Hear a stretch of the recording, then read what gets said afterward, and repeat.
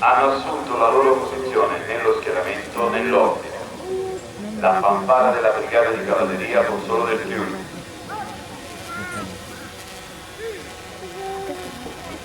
Lo squadrone comando e supporto logistico quota 144.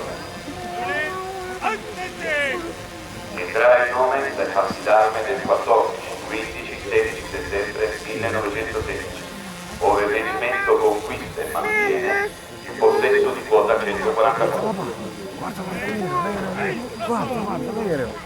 Il primo squadrone esplorante Berchietto.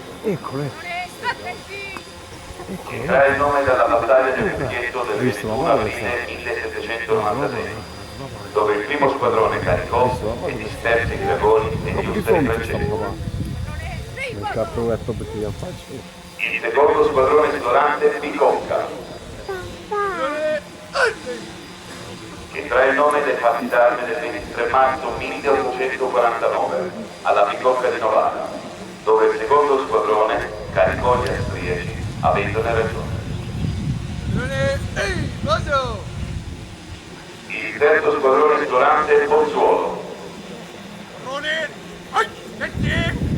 che trae il nome dai fatti d'armi di Pozzolo del Friuli del 30 ottobre 1917, ove il terzo squadrone e parte del primo squadrone si immolarono fermando l'avanzaggio del nemico. Lo squadrone ferito pesante Buriasco, che trae il nome dal fatto d'arme del 14 giugno 1693 a Buriasco nel Monferrato, dove i dragoni di Fortezza Reale cacciarono i francesi dal presidio di Pinerolo.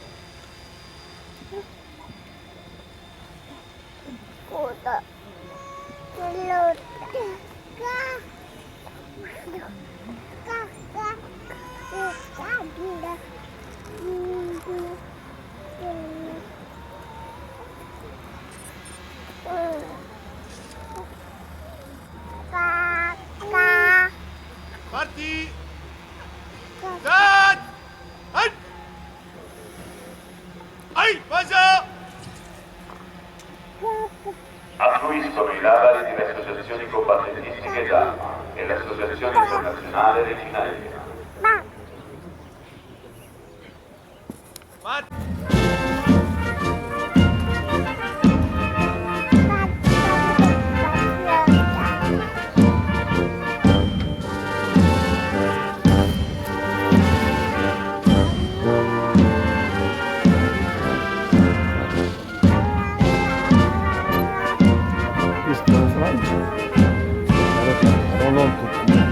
Di prima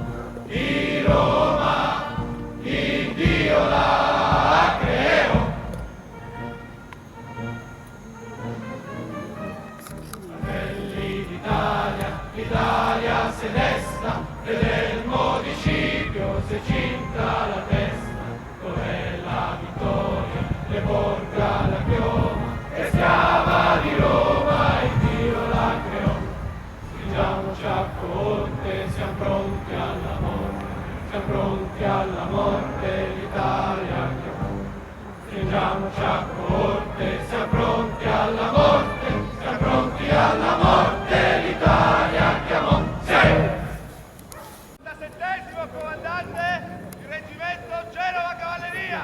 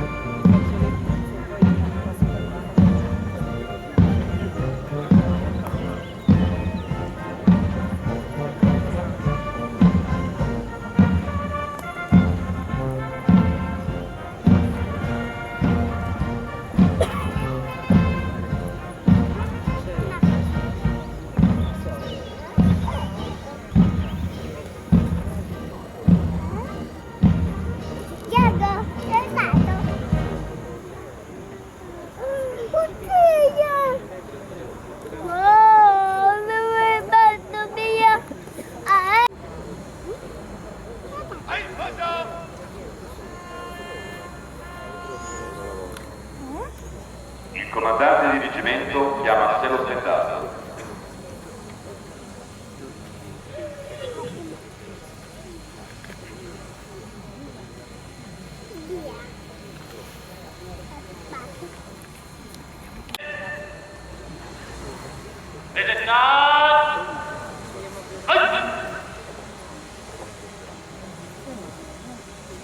A me lo stendardo!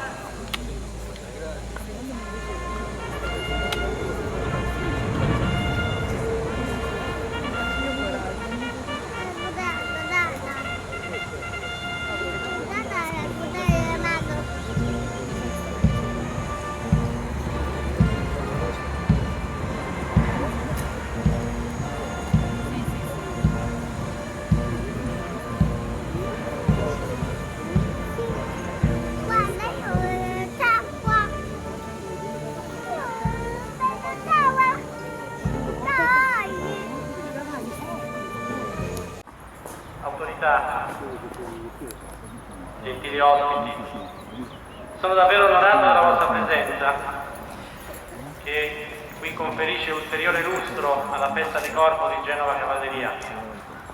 Celebriamo oggi 223 anni dal fatto d'arme del Bricchetto, che si colloca tra le gesta più significative della cavalleria italiana. testimoniate sullo stendardo da ben 2 medaglie d'oro al valor militare, a ricordo dell'immane sacrificio del sangue versato. Rivolgo quindi anzitutto il mio commosso pensiero ai nostri caduti di ogni epoca, che si sono immolati per la patria e che questa mattina doverosamente ricordiamo in questa cerimonia. La presenza delle autorità locali è il segno tangibile della vicinanza al reggimento da parte delle istituzioni della città di Palmanova, di cui la nostra compagine è ormai parte indissolubile, così come è indissolubile il legame più in generale con la terra friulana, su cui un numero impressionante di dragoni di Genova ha offerto la propria vita durante la Grande Guerra. Ringrazio ancora il gruppo dei dragoni non più in servizio intervenuti da diverse parti d'Italia, così come le associazioni combattentistiche d'arma e i familiari qui convenuti. Ma ora veniamo al fatto dato. È il 1796. Napoleone Bonaparte è riuscito a separare le forze piemontesi da quelle austriache e sconfitte queste ultime presso Tego, tutta verso ovest, forte di 25.000 uomini, con l'obiettivo di raggiungere e conquistare Torino. A tentare di ostacolare l'avanzata delle forze francesi restano solo 7.000 piemontesi, che dopo una dura resistenza durata 4 giorni sono costretti a ripiegare su Mondovì. La situazione è drammatica, non vi sono più riserve. Le poche truppe superstiti, stanche, affamate e avvilite, soffrano sulla sinistra dell'Ellero per riposarsi prima di riprendere la marcia verso Fossano. I 4 ponti sul fiume sono ancora ingombri di tartatari, feriti e cittadini in fuga. Genova Cavalleria riceve il compito di coprire la ritirata, contrastando il nemico, impedendo il passaggio dell'Ellero. La fronte da coprire è ampia e il reggimento è costretto a dividere le proprie forze. Il primo e il terzo squadrone con il comandante di reggimento sono appostati alla cappella di Cristo in direzione nord. Il secondo e il quarto verso la cappella di San Bonifacio a sud. Il 21 aprile Napoleone vuole accelerare i tempi e impedire il ripiegamento delle truppe sabaute. Ordina quindi alla sua cavalleria di tagliare la ritirata ai piemontesi in modo da attaccarli con il grosso delle forze in afflusso. La cavalleria francese, agli ordini del generale Stengel e del cittadino Murat, comincia l'attraversamento dell'Ellero e al 17 è accettata con il 5° Dragoni e una aliquota del 1° Ussari nella piana di Francia e si appresta ad attaccare sul fianco le forze piemontesi.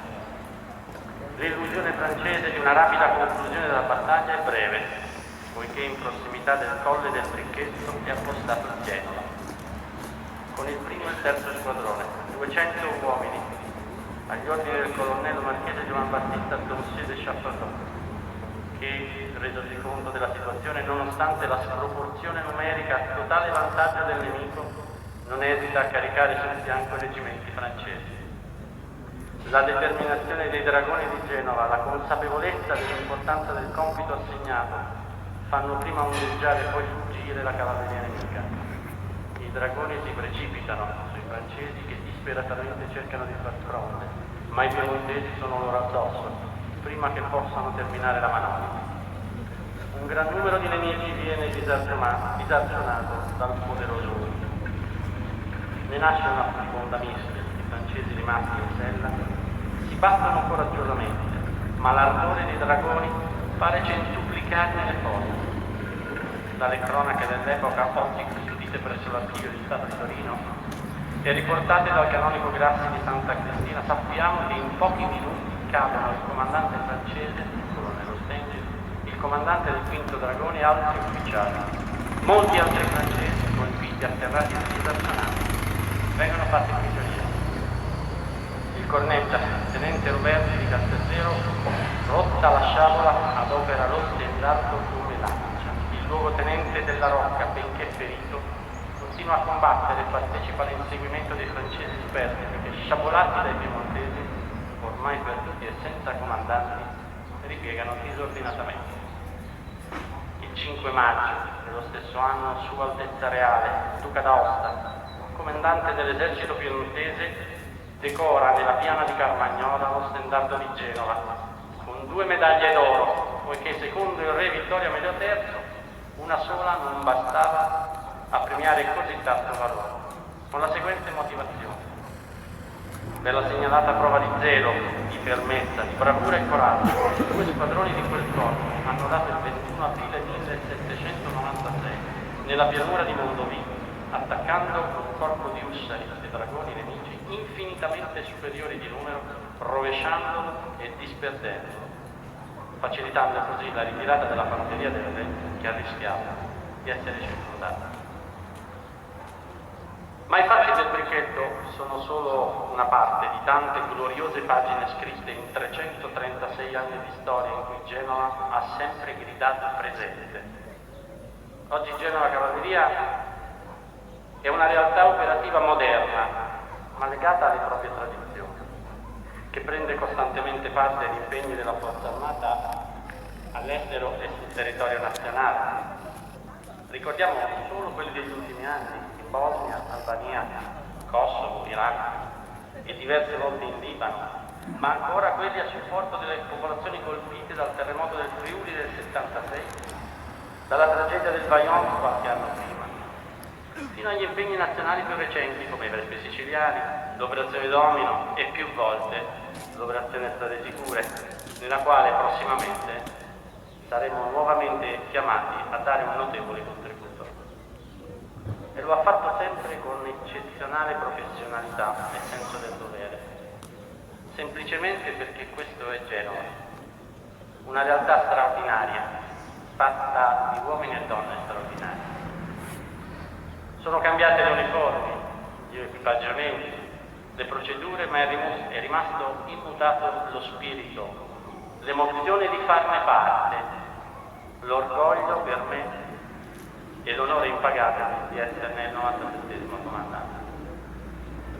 Ebbene, è proprio per rendere onore ai dragoni di ieri e di oggi che invito tutti a partecipare ad una carica simbolica.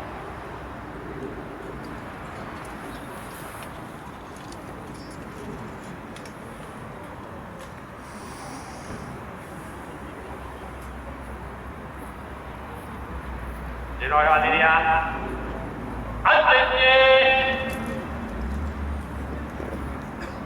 idealmente con me, come un tempo, a cavallo,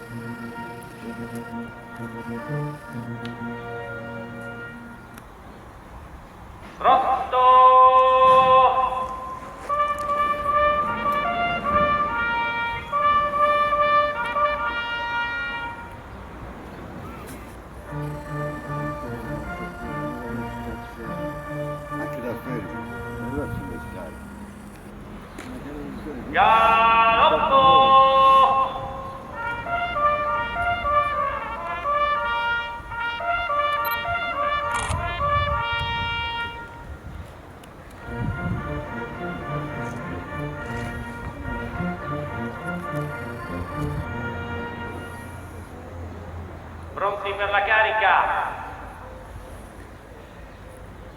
per le migliori fortune dello stendardo di Genova Cavalleria e nel ricordo dei caduti di ogni tempo, carica!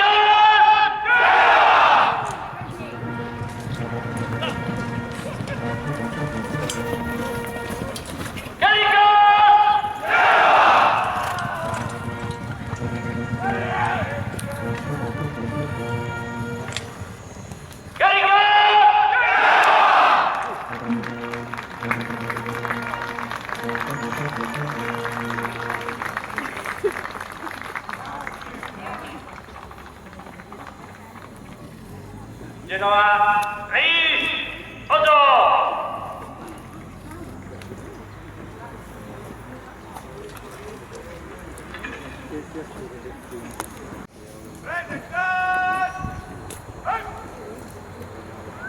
Onori allo spettacolo del reggimento Genova Cavalleria!